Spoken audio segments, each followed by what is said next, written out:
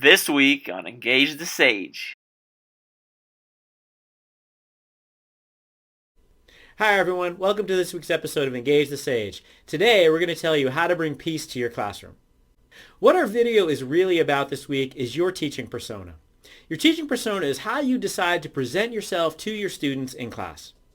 Teaching personas are really kind of cool because you get to decide who you want to be for your students.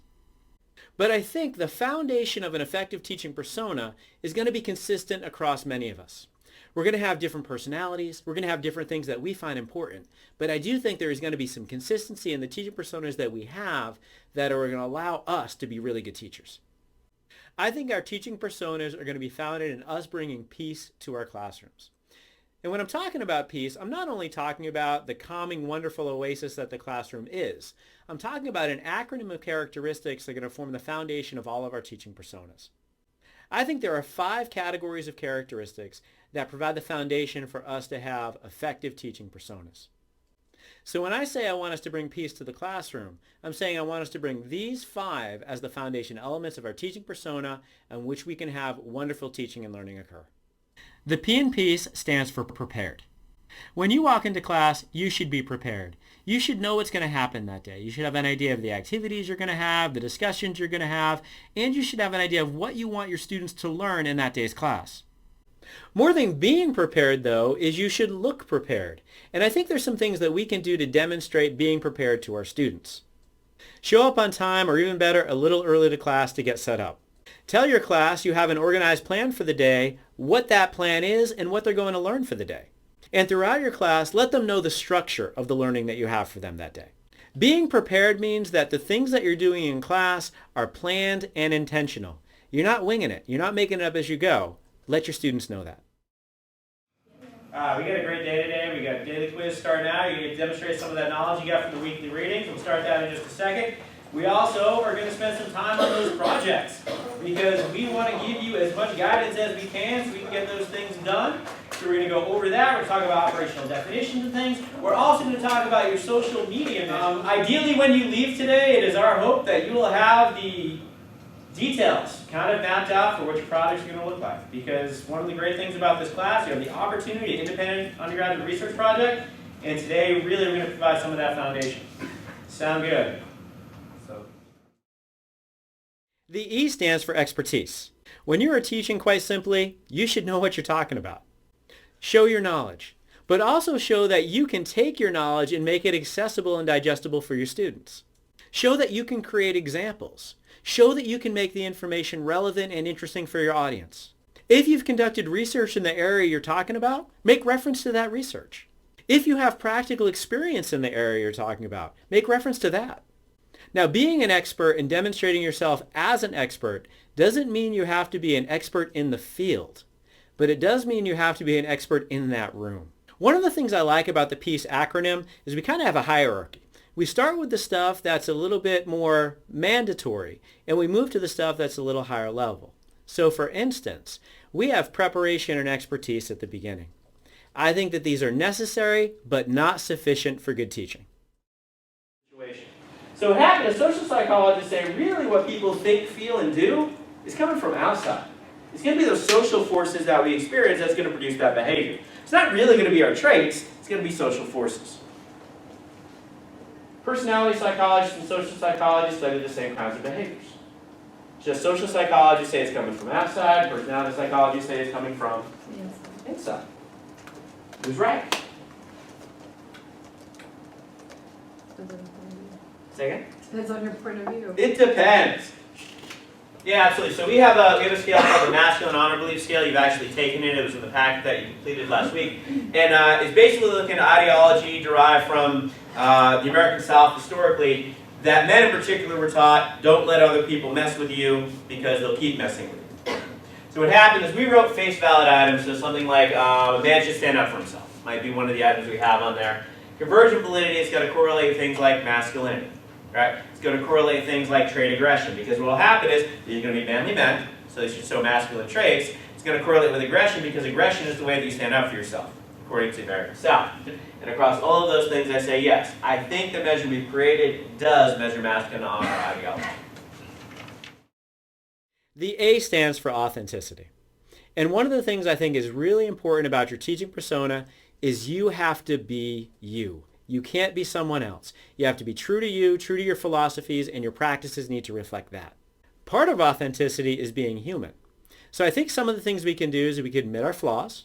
We can talk about times when we've made mistakes. And importantly, we can talk about times in which we had to work to understand. Having our students think that we were always this knowledgeable or always this brilliant doesn't help them learn. So being human in that case can really help you create a community of teachers and learners. Creative. So if I'm a researcher, and this has happened a number of times, and I predict the effect is going to go this way. Let's say I predict a positive relationship between two variables. But instead I find a negative relationship between two variables. In about 10 minutes I go from, that doesn't make any sense at all, to, why didn't we predict that in the first place? In about 10 minutes. Why? Sometimes the answer seems so obvious. Sometimes the answer seems so obvious. And once you know it's true, it's really easy to do what? Once you know it's true, it's really easy to do what? To justify it. To come up with a reason for why that makes sense, for why that's true. We are highly intelligent, creative individuals who don't really like to say, I don't know what that is. We'll figure it out. And what happened in social psychology, stuff like this happens. Because one of the things comedians do to their audience as well. What do they do? Let me ask a question like this, because sometimes I see you're trying to think about how to answer my question, and sometimes I don't ask the clearest question. I understand that. I hear the words that come out of my mouth. Are all the jokes the same in a comedy routine? Stanley Milgram, what's he most known for? Stanley Milgram. I'm sorry, I get excited. I'm on Blood Talk too fast. Stanley Milgram. Right? Stanley Milgram. What's he most known for? I mentioned before that some people describe social psychology as a study of everyday life. I do not think that this is a criticism of social psychology. I think this is actually an advantage. We're studying things that matter to people in a social domain. But when we talk about something like love, what is love? Feeling. I was expecting someone to think, you know. Come on, we did the M&M thing last week. I was way ahead. The C stands for caring. I think that when you go into your class, you should demonstrate how much you care about three things. The first thing you should care about is the content you're teaching. And your caring about that content is going to help your students care about the content. The second thing you should care about is your students. And you should tell them you care about them. The third thing you should care about is the experience of teaching your students. And I think letting your students know how much you value that experience is going to help them learn the material. Some ways you can show your students that you care about them genuinely. You can establish rapport with them by chatting with them before class. You can ask them to share about their experiences and actually listen to those experiences and respond. And you can invite their questions and take them seriously. And if you don't know the answers to those questions, you can find them and bring them back in the next class. And if you're lucky like me to sometimes have a teaching assistant in your class, you can have them help you by finding those answers to those questions. We're really looking forward to those. There are a lot of exciting topics that y'all wrote about. Really cool stuff, really creative stuff. We're excited to see that. If you have questions throughout that process, please let us know. We want you to do well. We want you to earn the points, but we're not just going to give you the points. Questions? That segues nicely into the fact that Slava had some homework since last Tuesday. Y'all asked some questions that exceeded our collective knowledge, and Slava's going to answer them.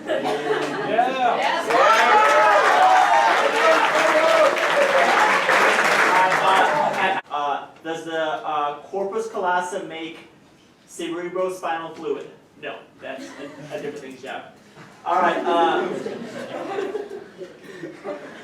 Why do migraines start with blurred vision? I don't know. I didn't know much about migraines before this, so I appreciate that. Not all migraines do. There's something called scintillating schemata, and that's associated with migraines that often comes before. There's activity in the occipital cortex when that happens, and that's usually flashing lights of some sort, and that's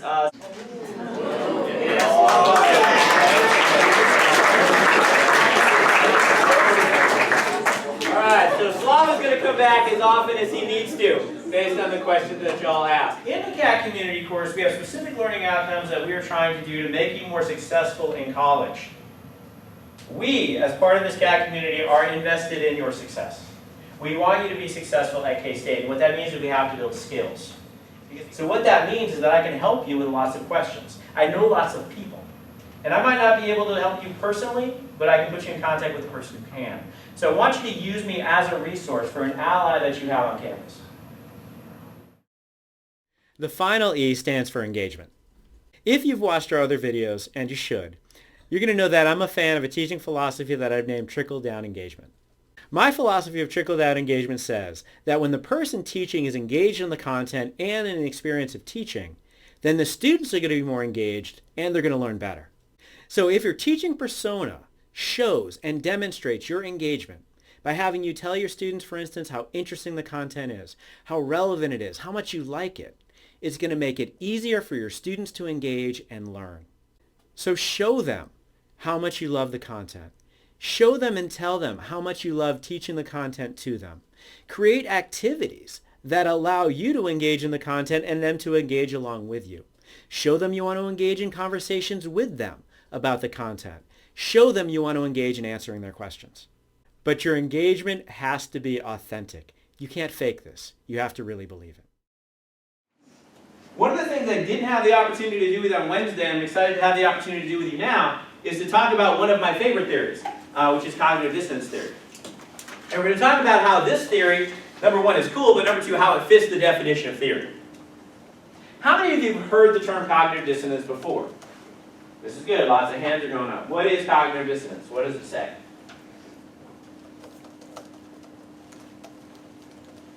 Yes, Cass. It's like feelings of self-regret, or like, does that make sense? Like, you bring it up all the time in terms of like, if you don't show up to class after having internal motivation, then you'll regret it. Absolutely. And I don't always use regret as the feeling, but there's going to be a bad feeling, right? So if you consider yourself a good student who's interested in the information, and you don't go to class, now what happens is those feelings and the behavior are what?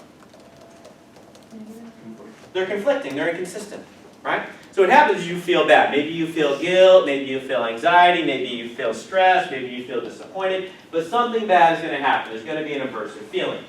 So with what you do and what you think don't match, you feel bad. That is the core of cognitive dissonance theory. So I think if you work on your teaching persona so that you're bringing peace to your class, then that class truly becomes that oasis where all of those other distractions of professional and personal life go away. And now you can fully invest and commit into this teaching experience with your students, and you can both learn together. If you want to know a little bit more about my thoughts about bringing peace to class, we've put a link in the description of this video of a short piece I've written about this recently. Hopefully, real soon, you're going to give peace a chance in your classes. In the comments below, we'd like to hear about how you do this and your other thoughts about the teaching persona. Please like, subscribe, sign up for notifications, and share us on social media. We'll see you next time on Engage the Sage.